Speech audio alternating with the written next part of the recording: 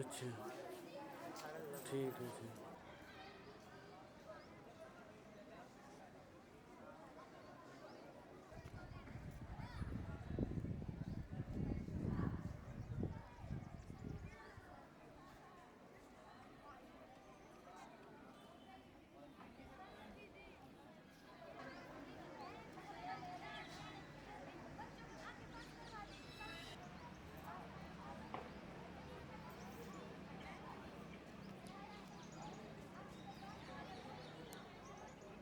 नागरिकों के जीवन को बेहतर बनाने के लिए आपका समर्पण हम सभी के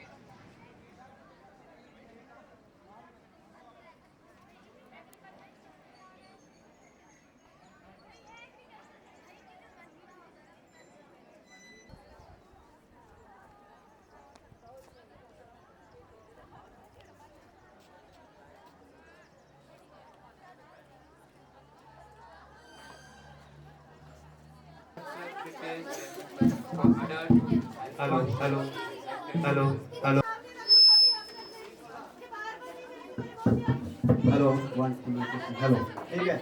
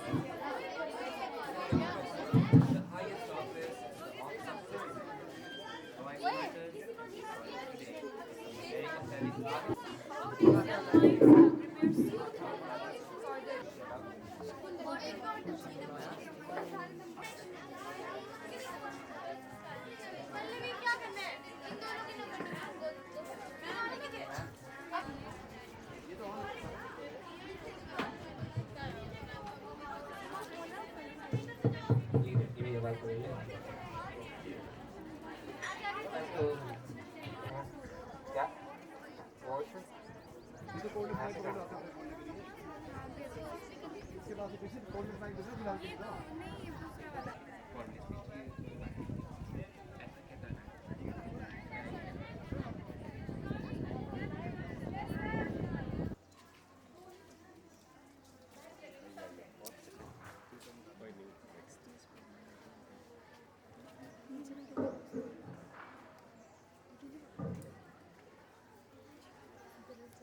हमारा तो वाला प्रोग्राम चलाओ।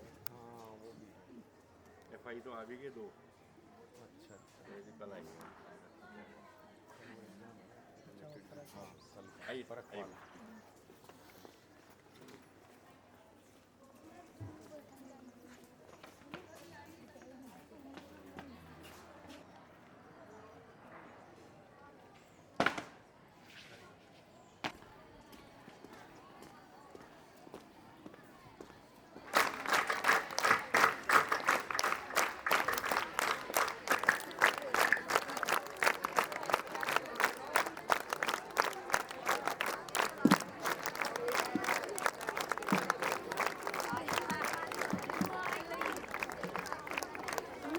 for this special event, Bal Sansad. It's an honor to be the part of this vibrant occasion where we will witness young minds, discussion and decision making. Now, I would like to invite scouts and guides to present the bouquet to our respected guests. Shivani with her group to honor the guests with badges.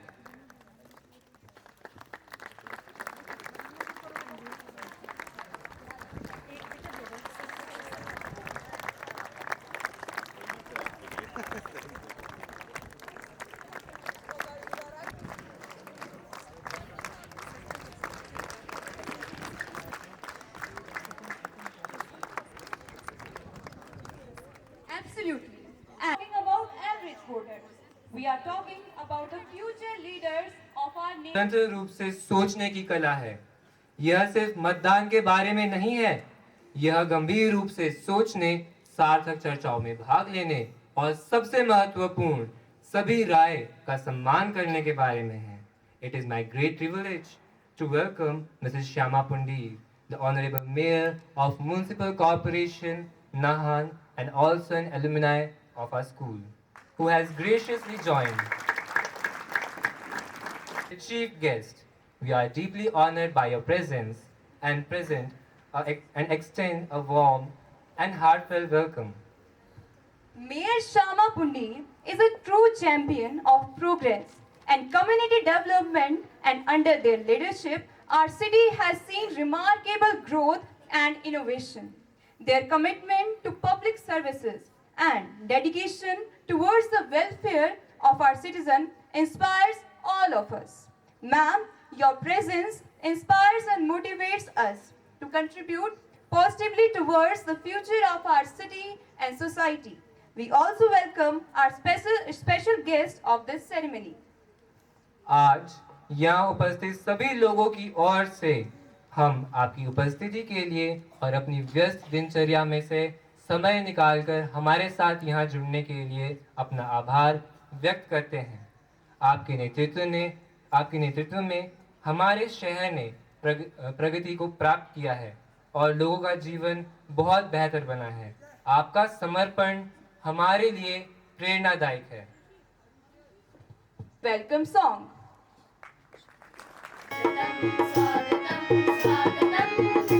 तेरे आए अपना प्यार तुझको हम स्वागतम तेरे आए अपना प्यार तुझको हम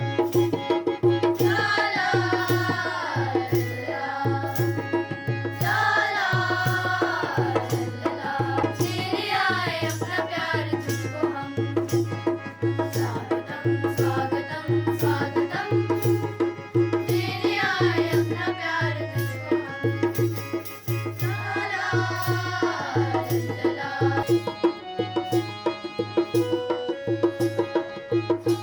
की घड़ी सुहावन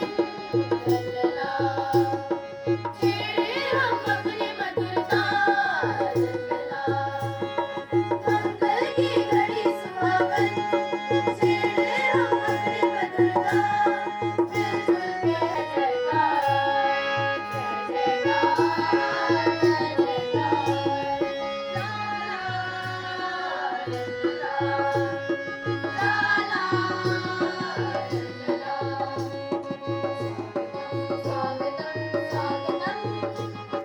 तेरे आए अपना प्यार तेरे आए अपना प्यार तुझको हम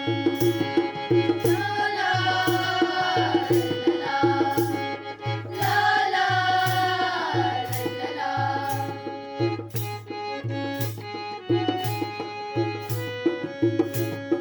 खुशियों के बाग लगे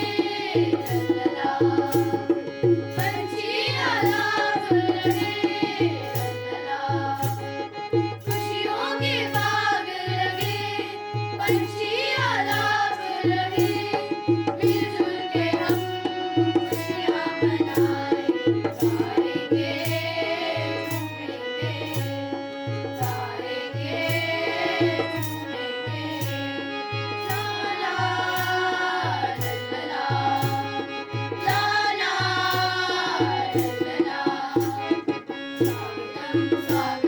स्वागतम लेने आए अपना प्यार तुझको हम ला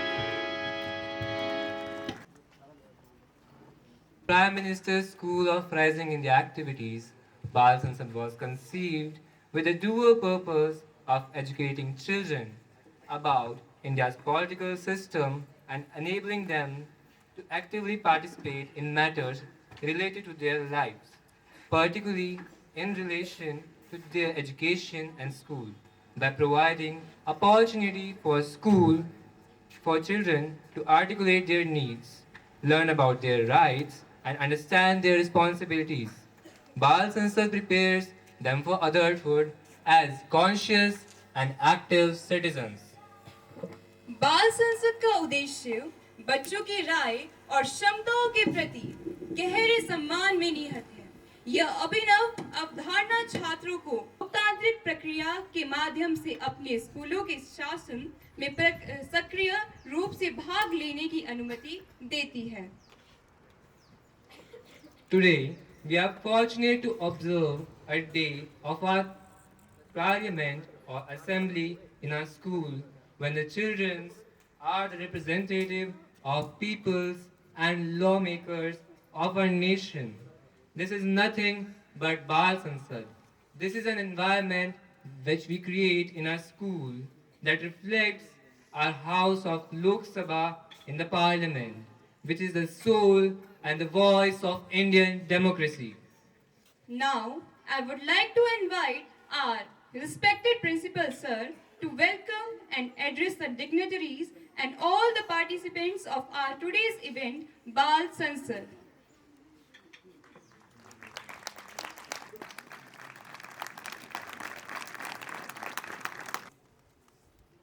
Shrimati Shyama Punder ji, mayor Nahan municipal corporation, Shri Vikram ji, corporator Nahan council, मेरे सभी विद्वान शिक्षकगण, साथीगण और प्यारे बच्चों, ये बड़े सौभाग्य का दिन है कि आज हमारे विद्यालय के नन्हे मुन्ने छात्र एवं छात्राएं जो कि 6 क्लास से लेके और 9th क्लास तक के बच्चे ये एक बाल संसद का प्रदर्शन करने जा रहे हैं और इस कार्यक्रम में हमारी जो मुख्य अतिथि हैं जो कि हमारी एलुमनाई भी हैं और श्री विक्रम जी, आपका पूरे विद्यालय परिवार की ओर से बहुत हार्दिक स्वागत, हार्दिक अभिनंदन। और मुझे लगता है कि आपकी गरिमामय उपस्थिति जो है इन बच्चों को आगे बढ़ने के लिए प्रेरित करे। पढ़ाई के साथ साथ हमारा एक उद्देश्य ये होता है कि बच्चे का ऑलराउंड डेवलपमेंट करना। तो हमारे बच्चे न केवल पढ़ाई के क्षेत्र में बल्कि और तमाम क्षेत्रों में, कला के क्षेत्र में, सांस्कृतिक कार्यक्रमों में, खेलों में, हर तरह के कार्यक्रमों में भाग लेते हैं और न केवल संभागीय स्तर पे बल्कि जो है राष्ट्रीय स्तर पे भी इन बच्चों का जो है बड़ा अच्छा प्रदर्शन रहता है। तो निश्चित रूप से आपकी उपस्थिति इन बच्चों को प्रेरणा देगी और क्योंकि आप इस विद्यालय से पढ़ी हैं मैडम, तो हमारे बच्चे भी प्रेरित होंगे और ये बाल संसद के माध्यम से कई बच्चे आगे आने वाले भविष्य में आपकी तरह जो है राजनीतिक नाम है उसको रोशन करने का प्रयास करेंगे। तो बहुत ज़्यादा समय मैं नहीं लूँगा। एक बार पुनः आप सभी का जो है पूरे विद्यालय परिवार की ओर से बहुत बहुत हार्दिक स्वागत, हार्दिक अभिनंदन। धन्यवाद। The main program that you all have been waiting for starts.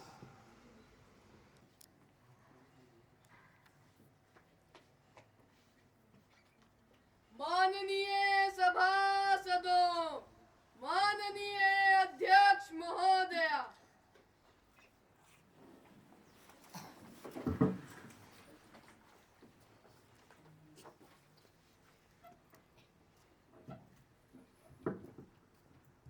Sit down.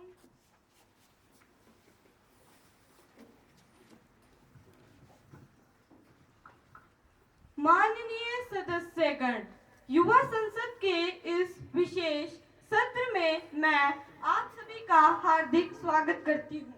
मैं आप सभी की उपस्थिति का इस सत्र में विशेष अभिनंदन करती हूँ। इस सत्र की कार्यवाही प्रारंभ होने से पूर्व सदन के नवनिर्वाचित प्रतिनिधि शपथ ग्रहण। श्रीमान देवदत्त ठाकुर जो हिमाचल के मंडी निर्वाचन क्षेत्र से निर्वाचित हुए हैं, अब शपथ ग्रहण अथवा प्रतिज्ञान करेंगे। देवदत्त ठाकुर जी।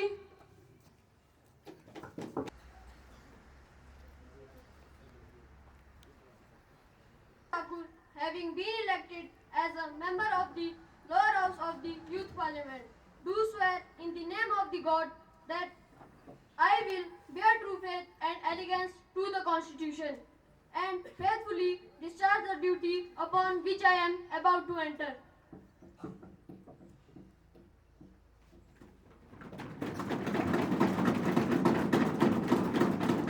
निर्वाचित हुई हैं, अब शपथ ग्रहण अथवा प्रतिज्ञान करेंगे।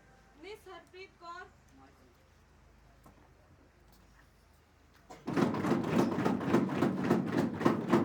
आप शपथ ग्रहण करेंगे अथवा प्रतिज्ञान? आप किस भाषा में शपथ ग्रहण करना चाहेंगे?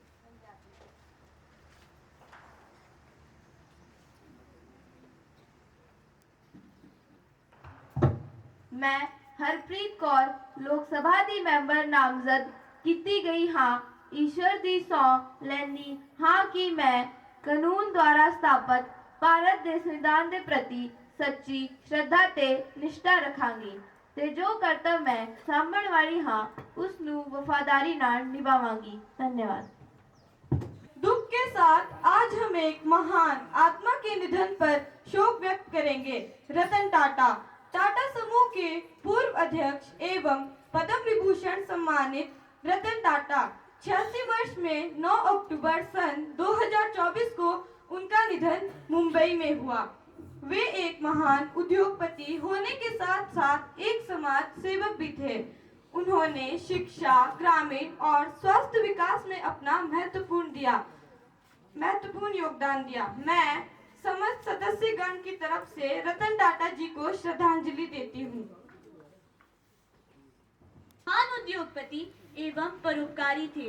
उनका जीवन एक प्रेरणा का स्रोत है कि कैसे एक व्यक्ति अपने कार्यों से समाज को बदल सकता है। उनके नेतृत्व में टाटा समूह ने कई अभूतपूर्व उपलब्धियां प्राप्त की। उनके समय में टाटा समूह ने 100 से भी अधिक देशों में अपनी उपस्थिति दर्ज कराई। वह एक महान समाज सेवक भी थे। Tata education and development trust के तहत उन्होंने कई योगदान दिए। अपने कार्यों के लिए उन्हें कई पुरस्कारों से सम्मानित भी किया गया, जिनमें पद्म भूषण एवं पद्म विभूषण शामिल हैं। आज हम उन्हें श्रद्धांजलि देते हैं तथा उनके कार्यों से प्रेरणा लेते हैं। रतन टाटा जी को हमारी श्रद्धांजलि। To late Ratan Tata. Ratan Tata's contribution to Indian industry and society are immeasurable. He was a true leader, a guiding light, and a source of inspirations for generations of Indians. His legacy will continue to inspire us for strive to excellence and give back to the society. We pay our respects to the extraordinary individual. May his legacy will help us to make a better India for all. Thank you, ma'am. सदस्यगण कृपया शोक प्रकट करने हेतु कुछ क्षणों के लिए अपने अपने स्थान पर मौन खड़े रहेंगे।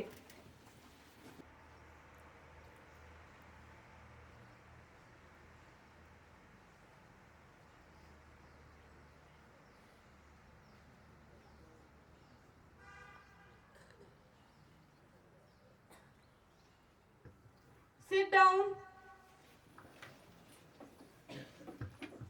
नए मंत्रियों की सूची में भारी उद्योग मंत्रालय श्री रामनाथ मुखर्जी को प्रदान किया गया है। प्रियंका पांडे जी को प्रदान किया गया है।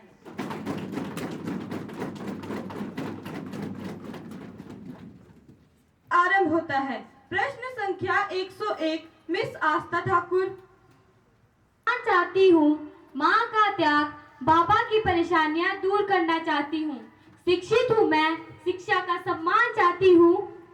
मैं बेरोजगार हूँ साहब, रोजगार चाहती हूँ। माननीय अध्यक्ष महोदय, हमारे भारत देश में बेरोजगारी की समस्या लगातार बढ़ती जा रही है। हमारे भारत देश में बेरोजगारी दर 7.1% है, जो पिछले 30 वर्ष, जी हाँ, पिछले 30 वर्ष से सबसे अधिक रही है। यह आंकड़ा हमारे देश की इस समस्या को दूर करने के लिए कौन कौन सी ठोस योजनाएं बनाई है।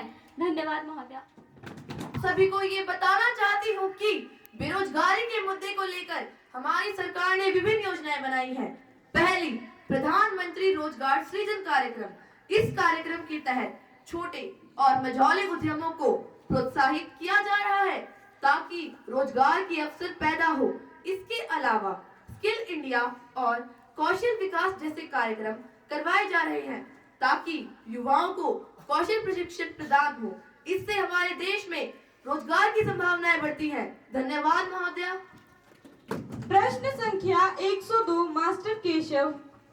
अध्यक्ष महोदय, मैं अपने शिक्षा मंत्री से पूछना चाहूंगा कि नई शिक्षा नीति यानी NEP 2020 का 5+3+3+4 संरचना, बुनियादी, प्रारंभिक, मध्य और माध्यमिक शिक्षा का प्रस्ताव वर्तमान 10+2 संरचना को कैसे प्रभावित करेगा। धन्यवाद महोदय। Education minister. मैं आप सभी को यह बताना चाहती हूँ कि इस संरचना के तहत 3 साल की आयु से प्रारंभिक, बाल्यावस्था, देखभाल और शिक्षा, इस आय की नींव तो रखी ही जा रही है। इस संरचना के कुछ और फायदे ये भी हैं कि इससे छात्रों की स्कूल छोड़ने की दर कम होगी। अध्ययन के स्तर को सरल एवं केंद्रित श्रेणियों में रखा गया है। व्यावसायिक प्रशिक्षण कक्षा 6 से शुरू होगा। कक्षा 8 से 12 तक अपने पसंदीदा विषय चुन सकते हैं। बोर्ड की परीक्षाओं में मुख्य जोर ज्ञान के परीक्षण पर होगा। नेशनल असेसमेंट में सेंटर परक बनाया जाएगा। धन्यवाद महोदय।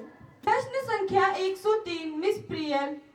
कि क्या भारतीय अर्थव्यवस्था मंदी की चपेट में है, क्योंकि हमारी GDP लगातार कम होती जा रही है। क्या सरकार की नीतियां इसके लिए जिम्मेदार रही? क्या सरकार इससे निपटने के लिए कोई उपाय कर रही है या नहीं? धन्यवाद। माननीय अध्यक्ष महोदय, मैं आपसे यह कहना चाहता हूं कि USA और यूरोपीय अर्थव्यवस्थाओं में मंदी के असर से भारत भी अछूत नहीं है। भारतीय अर्थव्यवस्था पर भी अंतर्राष्ट्रीय मंदी का प्रभाव परिलक्षित हो रहा है। नहीं, हमारी सरकार की सकारात्मक नीतियों एवं मजबूत बुनियाद के कारण हमारे देश की अर्थव्यवस्था अन्य यूरोपीय देशों के अर्थव्यवस्था की तुलना में बेहतर स्थिति में है। सरकार का प्रयास है कि RBI और सेबी की मदद से निवेशकों को वित्तीय बाजार की ओर आकर्षित किया जाए। सरकार ने रक्षा एवं बीमा क्षेत्र में FDI की सीमा को बढ़ाकर 49% तक कर दिया है। कीमतों को नियंत्रित करने के लिए 500 करोड़ रुपए तक का इंपोर्ट फंड भी बनाया गया है। धन्यवाद महोदय। Honorable Speaker Madam, I would like to know the answer from the Health Minister. India has surpassed China in terms of population and has become the largest populated country in the world. It has been inevitable to build education and health infrastructures. What are the various initiatives taken by the government in this regard? Thank you, ma'am. अध्यक्ष महोदय, मैं आप सभी को यह बताना चाहती हूँ कि युवाओं के स्वास्थ्य को प्राथमिकता देने के लिए हमारी सरकार ने विभिन्न योजना बनाई है। पहली, आयुष्मान भारत योजना। यह योजना युवाओं को स्वास्थ्य बीमा प्रदान करती है और उन्हें स्वास्थ्य सेवाओं तक पहुंचने में मदद करती है। दूसरा, स्कूल स्वास्थ्य कार्यक्रम। यह कार्यक्रम युवाओं को स्वास्थ्य शिक्षा और स्वास्थ्य सेवाएं प्रदान करने में मदद करती है। तीसरा, राष्ट्रीय किशोर स्वास्थ्य कार्यक्रम। यह कार्यक्रम किशोरों और युवाओं के मानसिक तथा शारीरिक स्वास्थ्य को ध्यान में रखते हुए विशेष स्वास्थ्य सेवाएं प्रदान करने में मदद करती है। चौथा, राष्ट्रीय युवा नीति। यह नीति युवाओं के स्वास्थ्य और तंदुरुस्ती को बढ़ावा देने के लिए मदद करती है। धन्यवाद महोदय। प्रश्न संख्या 105 miss Divyanjana Thakur. Will the amendments affect the national sports federations and what measures will be taken to ensure their autonomy and accountability? के माध्यम से अपने विपक्षी मित्र को बताना चाहता हूं कि खेल क्षेत्र में युवाओं को प्रोत्साहित करने के लिए सरकार ने कई पहले की है। खेलो इंडिया कार्यक्रम के तहत विभिन्न खेलों को बढ़ावा देने के लिए सरकार ने ढेर सारी योजनाएं और सुविधाएं प्रदान की है। इसके अंतर्गत खेल अकादमी की स्थापना और इंफ्रास्ट्रक्चर की दिशा को सुधारने में काम किया जा रहा है महोदया। इसके अलावा राष्ट्रीय और अंतर्राष्ट्रीय प्रतियोगिता में युवाओं की भागीदारी के लिए वित्तीय सहायता भी प्रदान की जा रही है। आपको चिंता करने की जरूरत नहीं है। हमारी सरकार कहती है कि खेलेगा इंडिया तभी तो बढ़ेगा इंडिया। धन्यवाद महोदय। Miss Mahak, The time what is the proposed one nation, one election would be implemented.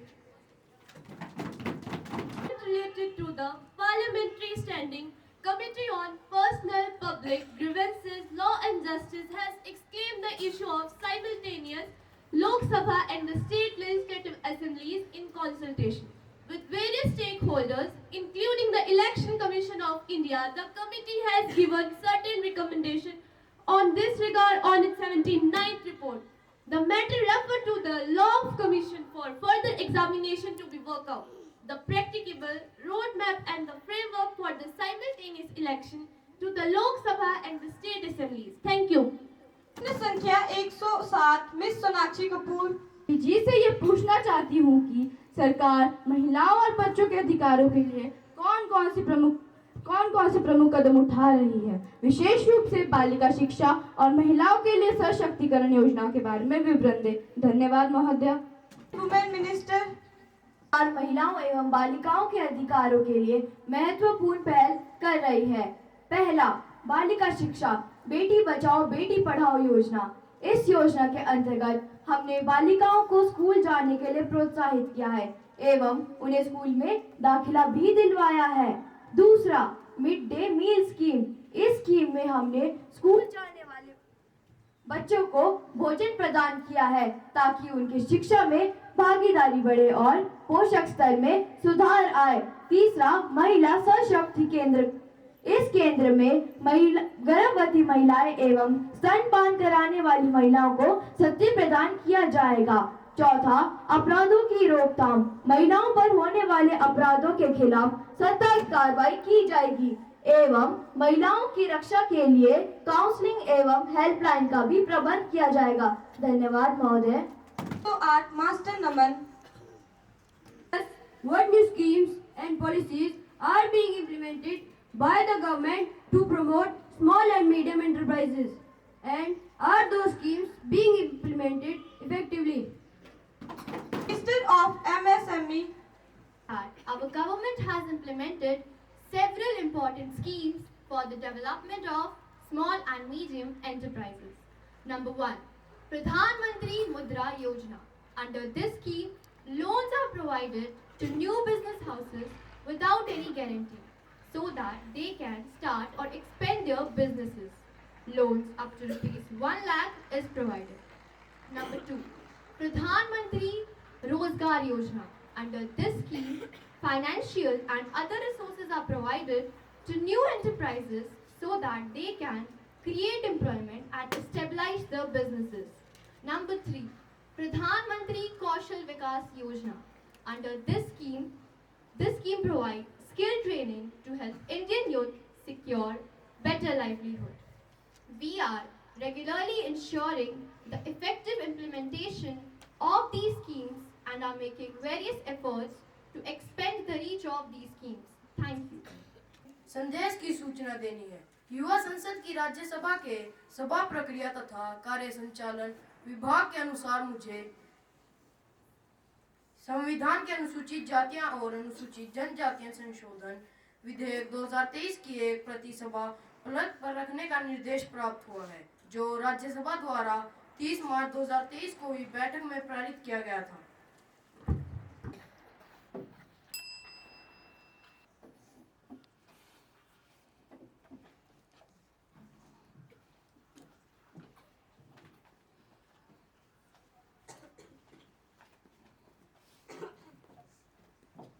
Miss Samiha.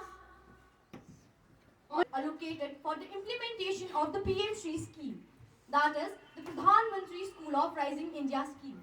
And how will it be utilized and Union Territories.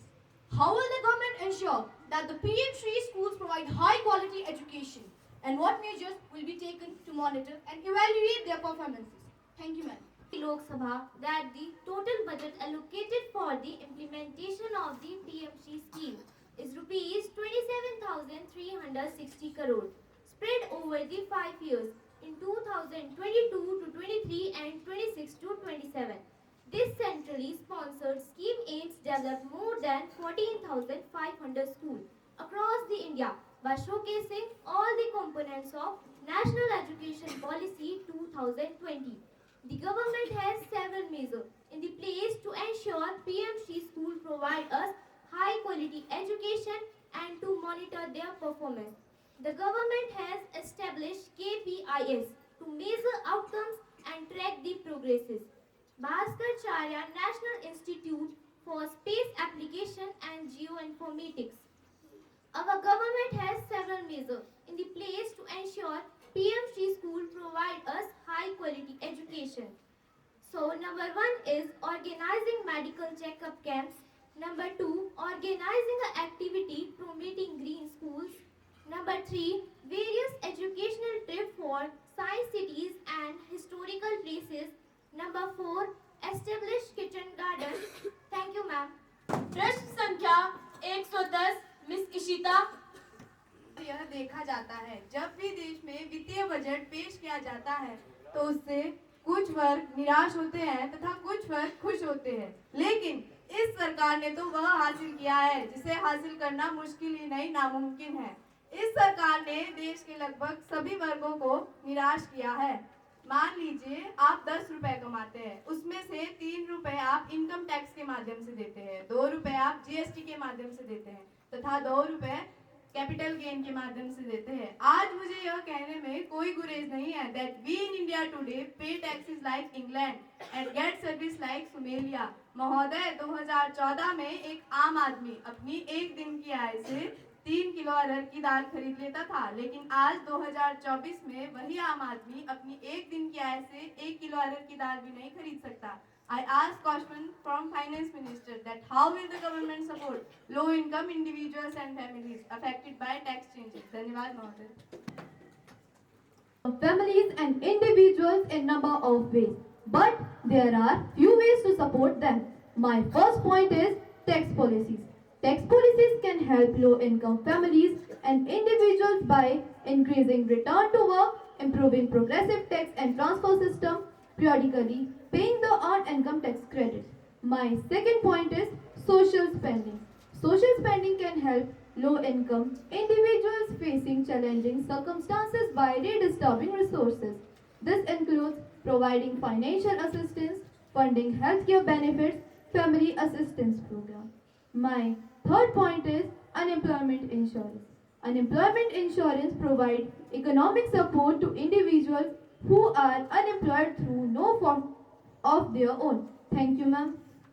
प्रश्न संख्या 111 मास्टर नीरज। शिक्षा मंत्री यह बताने का कष्ट करेंगे कि हाल ही में देश के कई राज्यों में हुए नीट घोटाले के क्या कारण थे? क्या सरकार ने पेपर लीक होने तथा पेपर के पूर्व ही बिक्री के आंकलन के लिए कोई समिति का गठन किया है? इतने बड़े स्तर पर पेपर लीक होने के क्या कारण थे मंत्री जी? क्या भविष्य में सरकार द्वारा पेपर लीक के लिए कोई कदम उठाया जाएगा? धन्यवाद महोदय। विपक्षी मित्र को यह बताना चाहूंगा कि नीट परीक्षा 5 मई 2024 को परीक्षा एजेंसी एनटीए द्वारा 571 शहरों में और 4750 केंद्रों में आयोजित की थी। परीक्षा में कई उम्मीदवारों ने पंजीकरण भी करवाया था, लेकिन परीक्षा आयोजित करने के बाद कथित धोखाधड़ी और कदाचार के मामले सामने आए थे, लेकिन न्यायालय ने परीक्षा रद्द करना उचित नहीं समझा और यह निर्णय लिया गया कि शिक्षकों को 3 साल तक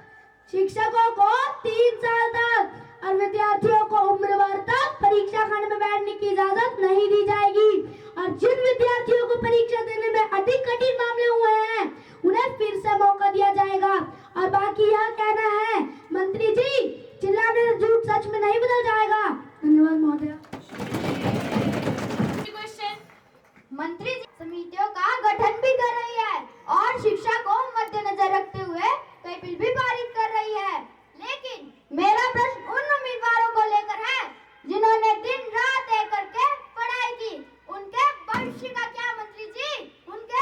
पूछूंगा क्या? क्या आप मेरे इस प्रश्न का उत्तर देना चाहेंगे या ऐसे ही हाथों के ऊपर हाथ रखकर बैठेंगे? जब सरकारी तंत्र तो हाथ पेपर ही होना है लीक। धन्यवाद महोदया। आपके सामने तथ्य रखना चाहूंगा जिन्होंने रिमोट से सरकारें चलाई है। रिमोट से 2010 में 3 बिल पास हुए, लेकिन एजुकेशन को लेकर इन्होंने एक भी बिल पास नहीं किया। हमारी सरकार की यह हिम्मत है कि अभी अभी हमने पब्लिक एग्जामिनेशन रियलिटी में बिल लाए, कानून बनाए। क्या मजबूरी थी आपकी सरकार की जो एक भी बिल पास नहीं किया और हमको प्रश्न पूछने चले आते हैं? धन्यवाद महोदया। एवं न्याय मंत्री से है कि सुनने में आया है सरकार द्वारा वोटर आईडी को आधार कार्ड से जोड़ने का कार्यक्रम लगातार चलाया जा रहा है। क्या इस प्रकार के कार्यक्रम से हमें कोई फायदा होगा? क्या इस प्रकार हमारी निजी जानकारी को डिजिटलाइज करने से हमारी प्राइवेसी को खतरा नहीं होगा? क्या साइबर लुटेरे हमारी निजी जानकारी को चंद मिनटों में नहीं चुरा सकते? तो सरकार ने हमारी निजी जानकारी की सुरक्षा हेतु कोई उचित व्यवस्था की है? कृपया लॉ एंड जस्टिस मिनिस्टर जानकारी प्रदान करें। मिनिस्टर, हमारी सरकार मतदाता पहचान पत्र को आधार कार्ड के साथ लिंक कर रही है। हमारी सरकार ऐसा इसलिए कर रही है क्योंकि हमारे सामने एक बहुत बड़ी समस्या बहु नामांकन सामने आई है। इसमें एक ही व्यक्ति के कई चुनाव क्षेत्रों में नाम दर्ज मिले हैं। इनको आधार कार्ड के साथ जोड़ने के बाद एक से अधिक चुनाव क्षेत्रों की मतदाता सूची की ऑनलाइन माध्यम से पहचान की जा सकेगी और इसके लिए हमारी सरकार ने पिछले साल 2022 में निर्वाचक विधि अधिनियम के तहत आधार कार्ड को वोटर कार्ड के साथ जोड़ने का उपबंध किया है। तथा मंत्री जी, आप निश्चिंत रहिए, आपके, मेरे और देश के सभी नागरिकों के निजी डेटा सुरक्षित हाथों में है। इसके लिए हमारी सरकार ने कई साइबर एजेंसियां नियुक्त की है जो साइबर क्राइम जैसे अपराधों पर नजर रखे हुए हैं। धन्यवाद महोदया। सृष्टि वर्ष 2024 में ग्लोबल हंगर इंडेक्स के अंतर्गत 127 देशों को शामिल किया गया, जिसमें भारत 105वीं श्रेणी में रहा है। भारत अपने पड़ोसी देशों की श्रेणियों से भी काफी पीछे है। भारत अभी भी गंभीर भूख की समस्या वाले देशों में है। तो मेरा सरकार से ये प्रश्न है कि क्या सरकार के पास भूख और कुपोषण को कम करने के लिए कोई ठोस योजना है या नहीं?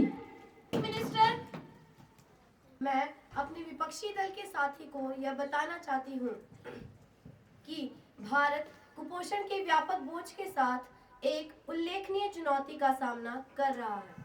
यह मुद्दा देश में सामाजिक, आर्थिक एवं सांस्कृतिक भिन्नताओं के जटिल मिश्रण से जुड़ा हुआ है। इस समस्या के मद्देनजर कुपोषण के विरुद्ध भारत सरकार द्वारा अपनाई गई योजनाएं कुछ इस प्रकार है। पहली, मिशन पोषण 2.0। दूसरी, प्रधानमंत्री मातृ वंदना योजना। तीसरी, किशोर बालिकाओं के लिए योजना। चौथी, माँ का पूर्ण स्नेह कार्यक्रम।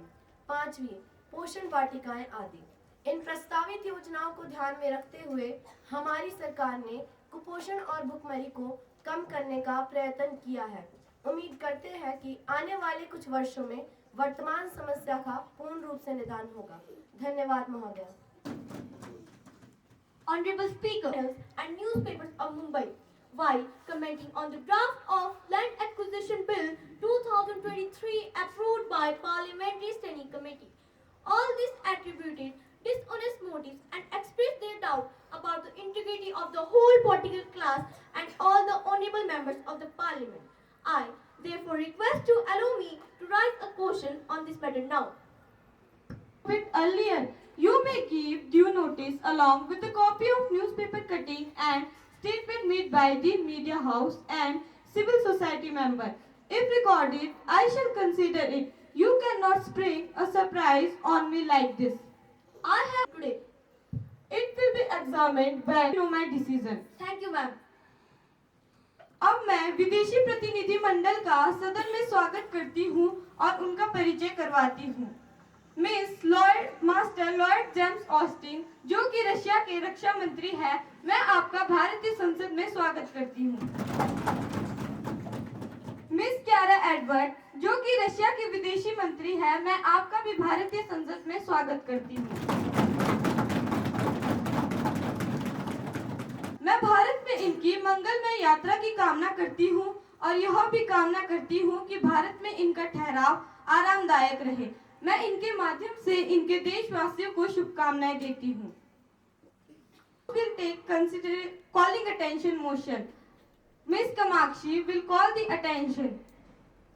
Like to call the attention of the Parliament to the alarming air quality index in Delhi and other parts of northern India. The air quality level in Delhi is above 400, which comes under the severe category, which is equivalent to smoking 6 cigarettes a day. The situation is equally dire in other parts of northern India. This is not just an environmental issue, but it also affects the human health, causing lung cancer, asthma, and other respiratory problems.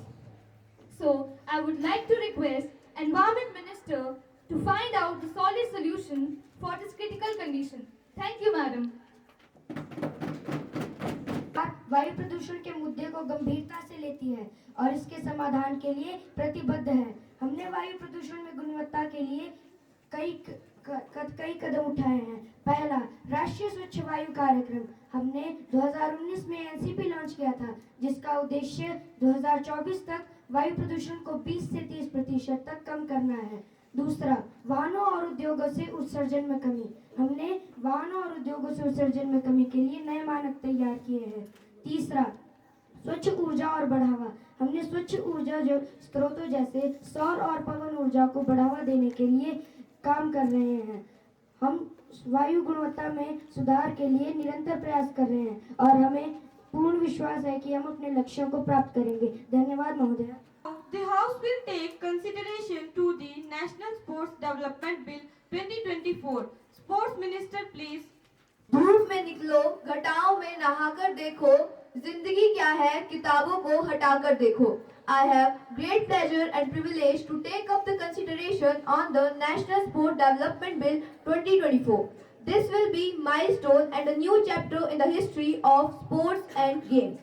Very purpose of this bill is to provide for development of sports in India, coordination of national teams for participation in international events, fair and transparent functioning of autonomous sports bodies and welfare measures for sports persons, promote ethical practices in sports including elimination of doping practices, fraud of age and sexual harassment of women in sports, to constitute and establish a sports dispute settlement and appellate tribunal to hear appeals and adjudicate disputes relating to sports and matters connected therewith and incidental thereto. Salient features and provision of this bill are: the National Olympic Committee and the National Sports India and International Federation shall comply with provisions of this act while athletic competitions selecting the national teams or individual athletes who represent India in international athlete competitions. Number 2. The Sports Authority of India shall submit annually a detailed report to central government for causing it to be laid before each House of Parliament. Every report under subsection shall contain an audited annual financial statement, a comprehensive report of activities and achievements against its approved annual plan, measure taken for coach development, measure taken to promote indigenous sports, measure taken to create facilities for training of allied athletes, performance of the activities by the Sports Authority of India, including training of athletes and their inclusion in the national team, and detail of suitable employment opportunities providing to sports persons, relinquishing the charge as such a minister or retirement or relinquishing of charge by the official as the case may be. Elimination of unethical practices in sports including elimination of doping, fraud of age and sexual harassment. Number 1. The National Anti-Doping Agency shall function as the apex body to implement anti-doping measures in sports in India, and its code as amended from time to time shall be applicable and binding upon all national federation and the national committee. Number 2. Provide where the international federation is not subject to rules, code of the World Anti-Doping Agency or part thereof, then the National Anti-Doping Agency shall not administer the rules. sport or part thereof as the case may be of WADA for that sport. The central government shall, by notification, establish an appellate sports tribunal to be known as the Sports Dispute Settlement and appellate to adjudicate any disputes. Number 1. Amongst office bearers or members in the National Olympic Committee, between the National Olympic Committee and National Sports Federation, amongst office bearers or members of a National Sports Federation. Ms. Speaker Madam, I am confident that all the honorable members of this House, irrespective of party affiliation, will welcome the bill wholeheartedly and through. It will put forward the sports by eradicating the problems in arena of sports. I now move that the National Sports Bill 2024 be taken into consideration. Thank you, ma'am. Miss Swati, हमारे देश की जो राष्ट्रीय स्तर की टीमें हैं उन्हें अंतर्राष्ट्रीय स्तर तक खेलने के लिए प्रशिक्षक की आवश्यकता है, जिसका प्रावधान इस बिल में है। इस बिल में खेलों में जो विवाद होते हैं उनका निपटारा करने के लिए एप्लीटेड स्पोर्ट्स ट्राइब्यूनल का प्रावधान है, जो किसी भी प्रकार के विवादों का सही निपटारा करने में सहायक होगा। इस बिल में खेल संघों में वित्तीय अनियमितताओं को रोकने में उनके बजट अंकेक्षण का प्रावधान है, जिसमें अनियमितताओं को रोकने में सहायता मिलेगी। इससे खिलाड़ियों के ड्रग फ्री रहने, आयु, लिंग पर होने वाले भेदभावों को रोकने में भी सहायता मिलेगी। इसलिए मैं इस बिल का समर्थन करती हूँ। धन्यवाद महोदया। धन्यवाद। इस बिल में यह प्रावधान है कि ड्रग्स लेने वाले खिलाड़ी को रोका जाएगा, परंतु क्या ये सरकार ये बताने का कष्ट कर सकती है कि इस बात की क्या गारंटी है कि बिल लागू होने के बाद ड्रग्स लेने वाले खिलाड़ियों को रोका जाएगा, और क्या बिल लागू होने के बाद ड्रग्स लेने वाले खिलाड़ियों के खिलाफ ये सरकार कोई कानूनी कार्रवाई करेगी या नहीं? क्या आपके पास इसका उत्तर है? क्योंकि इस बिल में इसका कोई समर्थन नहीं किया गया है। महोदया जी, इस बिल में यह भी कहा गया है कि कोई भी मंत्री खेल संघ का अध्यक्ष नहीं बनेगा, परंतु हमारे हिसाब से इस बिल में यह भी होना चाहिए कि कोई भी राजनीति संघ खेल का अध्यक्ष ना बने, ताकि राजनीति प्रभाव खेल पर ना पड़े। महोदया जी, हाल ही में हुए कुछ भारतीय प्रीमियर लीग यानी IPL में बहुत सी अनियमितताएं और धांधलियां सामने आई, जिससे खिलाड़ियों के प्रदर्शन में काफी रुकावटें आई। तो क्या यह बिल उन्हें सुधारने तथा उन्हें अंतर्राष्ट्रीय स्तर पर पदक जितवाने की गारंटी देगा या नहीं? महोदया जी, मैं बस इतना कहना चाहूंगी कि मुझे इस बिल में कोई फायदे तो नहीं, परंतु नुकसान बहुत दिख रहा है। धन्यवाद। This bill for the development of sports activities in our country due to many reasons. First, since it has the provision to promote the sportsmen to win medals in international games and in Olympic games. Second, it will help to control the use of unfair practices and drugs which is used by some sportsmen. Third, it helps to control the eradication of the political influence over the games. Third, this bill plays an important role in the selection of players and athletes on the basis of their performance. So, I favor this bill. Thank you, madam. Party leader. राष्ट्रीय स्तर पर प्रशिक्षण मिलने के बावजूद भी हमारे खिलाड़ी तथा एथलीट ओलंपिक में अपना अच्छा प्रदर्शन नहीं दे पाए हैं, तो क्या वह इस बिल के पास हो जाने से अपना अच्छा प्रदर्शन दे पाएंगे भी या नहीं? क्या इस बिल का कोई भी औचित्य है या नहीं? क्या इस बिल के पास हो जाने से खेलों में आयु, लिंग के आधार पर जो भेदभाव होता है, महिला खिलाड़ियों का जो शोषण होता है, क्या ये रुक पाएगा भी या नहीं? क्या यह बिल इस तरह की महिलाओं के शोषण में कोई भी प्रावधान देगा या नहीं? अभी भी खिलाड़ियों के चयन में पारदर्शिता नहीं है। अंतर्राष्ट्रीय और राष्ट्रीय स्तर पर खिलाड़ियों के चयन में भाई भतीजावाद तथा क्षेत्रवाद का बोलबाला है। क्या यह बिल इस प्रकार के भाई भतीजावाद तथा क्षेत्रवाद को रोकने के लिए कारगर होगा भी या नहीं?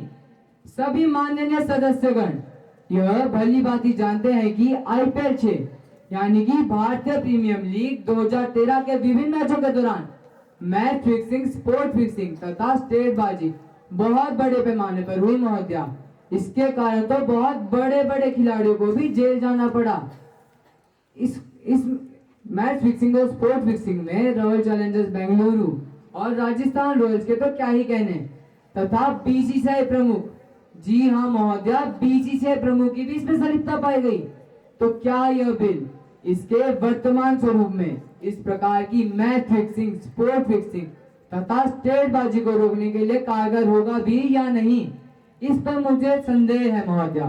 अतः अगर इस बिल को इस दिशा में प्रभावी बनाकर पास किया जाए तो अच्छा रहेगा। धन्यवाद महोदय।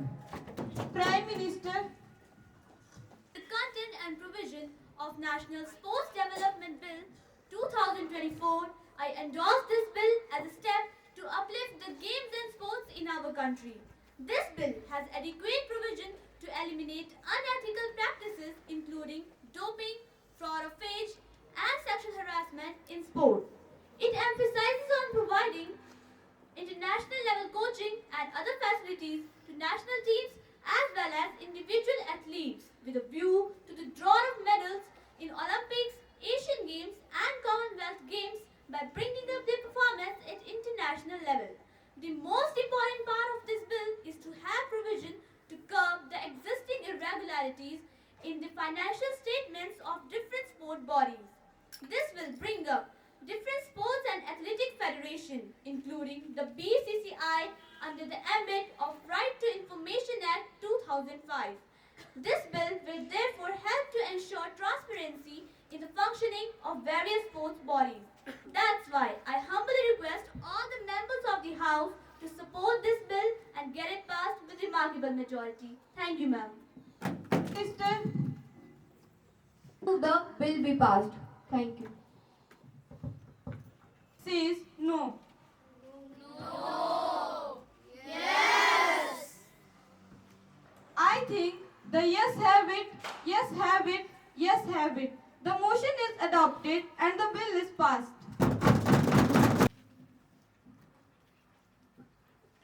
अब सदन की कार्यवाही कल पूर्वाह्न 11 बजे तक के लिए स्थगित की जाती है।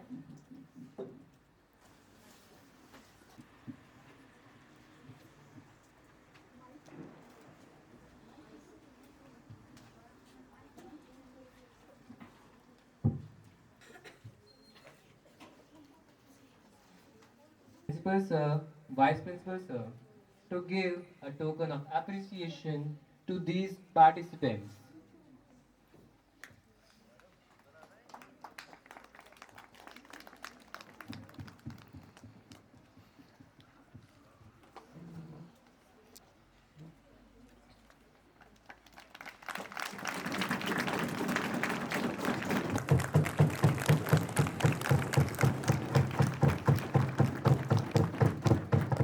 At first, Jyotsna as the speaker.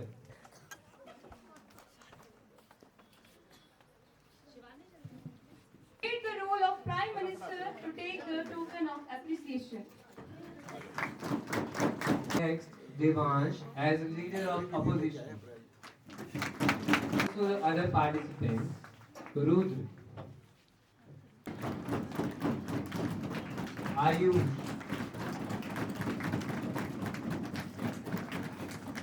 Ishita,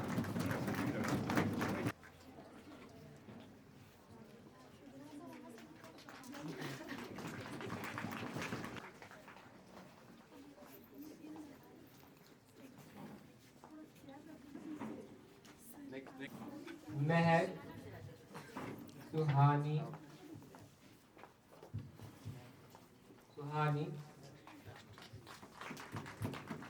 Harshita, Kamakshi, Samiha, Priyanshi, Ibadat, Trishti,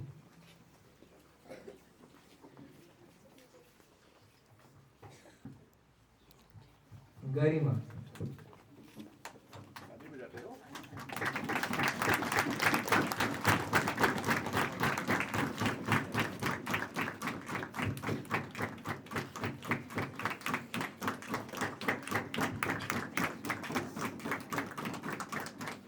Aman, Ishant, Ivan, प्रशांत।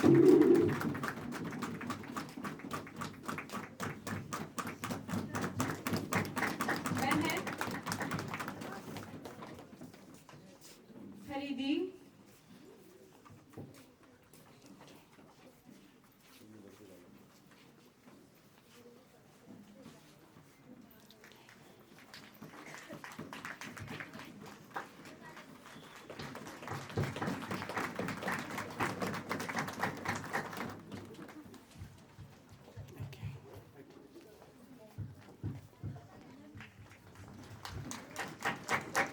आज आज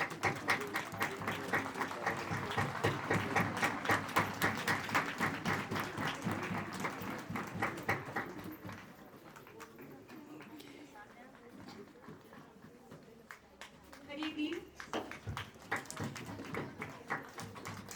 दिव्यांजना,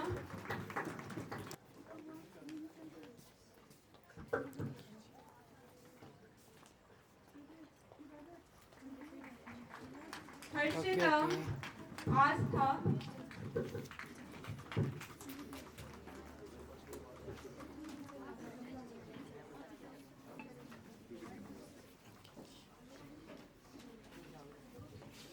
शानवी सिंगटा, नैन्सी,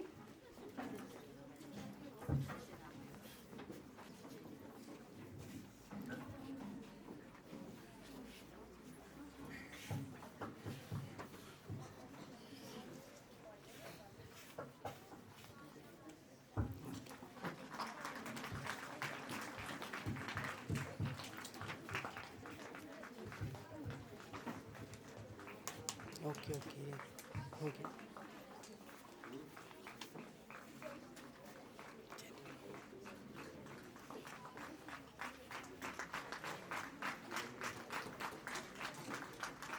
हो गया।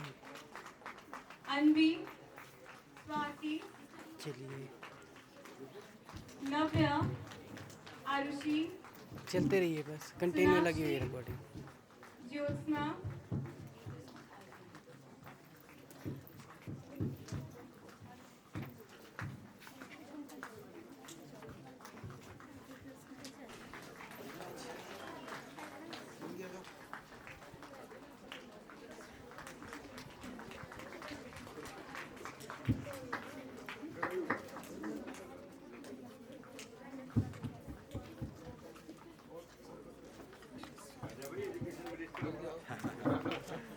जो सिला तो वही है।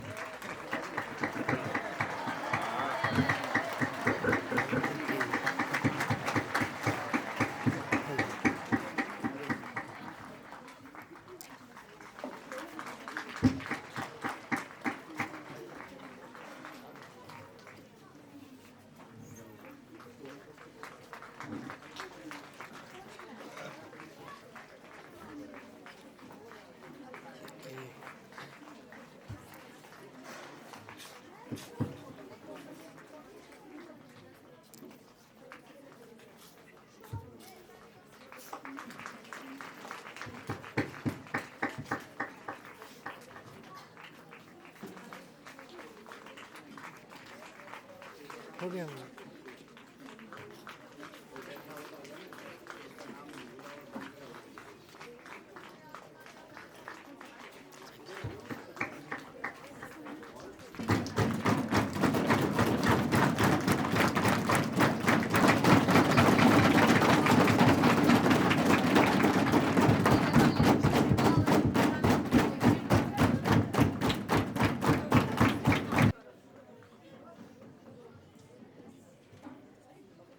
ठीक है सर।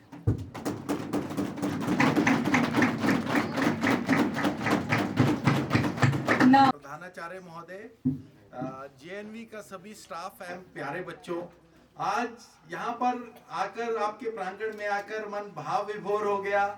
यह देखकर बहुत ही अच्छा लगा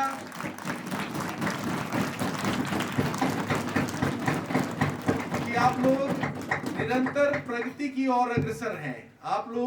आप ये यहाँ पे जो बच्चों का यहाँ का माहौल देख के यहाँ पे ऐसा महसूस हो रहा है, जैसा कि प्रिंसिपल साहब ने भी बताया, कि जेएनवी केवल पढ़ाई की तरफ ध्यान नहीं दे रहा है, यहाँ आपका ओवरऑल डेवलपमेंट, यहाँ आपका सर्वांगीण विकास हो रहा है।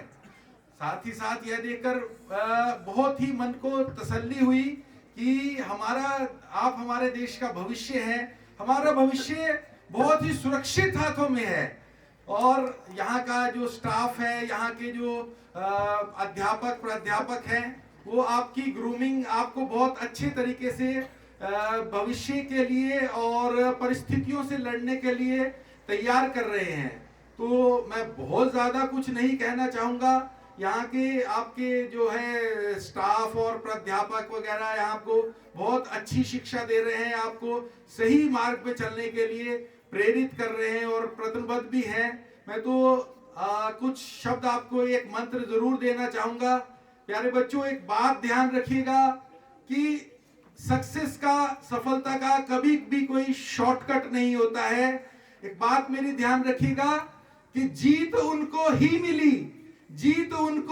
मिली जो हार से डटकर लड़े हैं। हार के डर से डिगे जो वो धराशाही पड़े हैं। हर विजय संकल्प के पग पूजती देखी गई। वो किनारे ही बचे जो सिंधु को बांधे खड़े हैं। इसके साथ मैं आपसे यही कहना चाहूंगा कि सफलता का सिर्फ और सिर्फ एक मूल मंत्र है, वो है कठिन परिश्रम और सिर्फ कठिन परिश्रम। आप लगातार परिश्रम करते रहिए।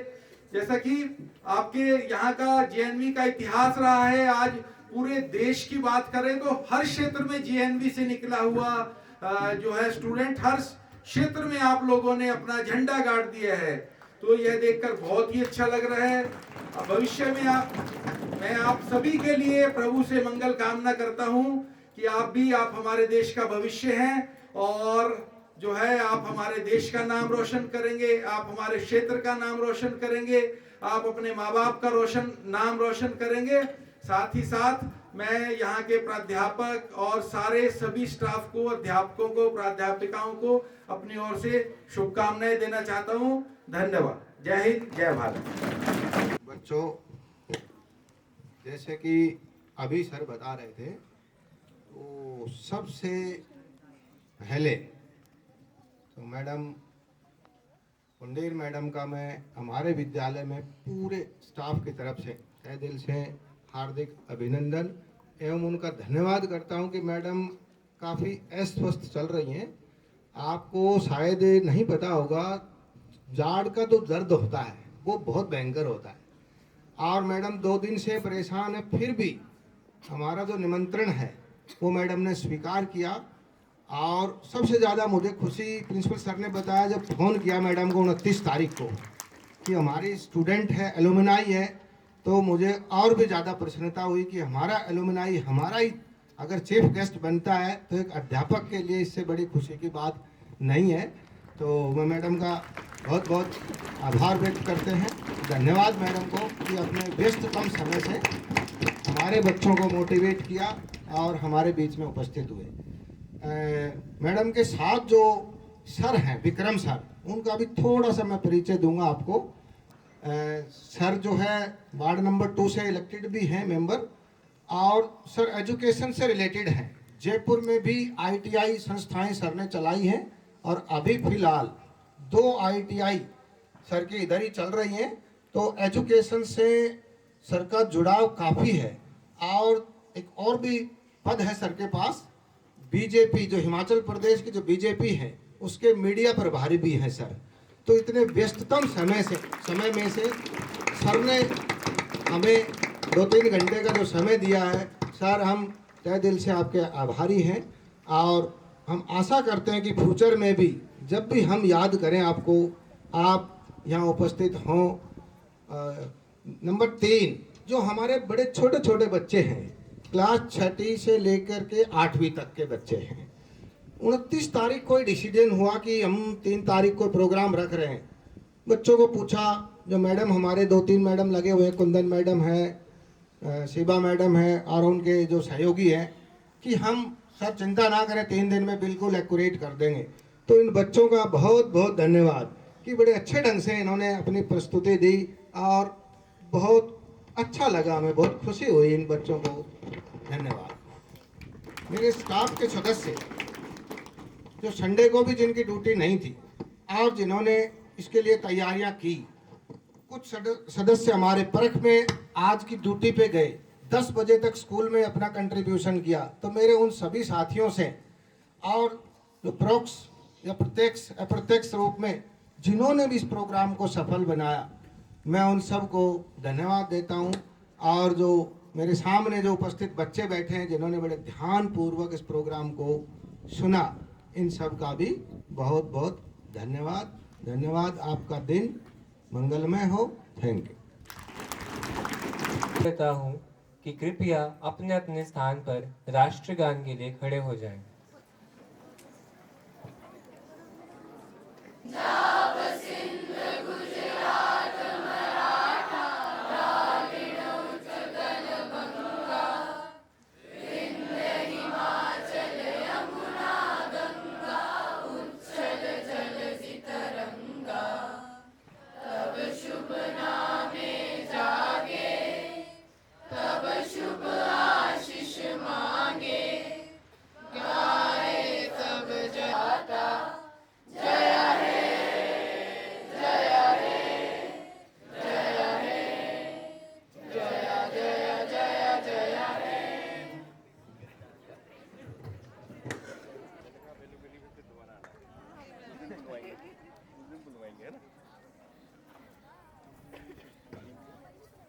कक्षा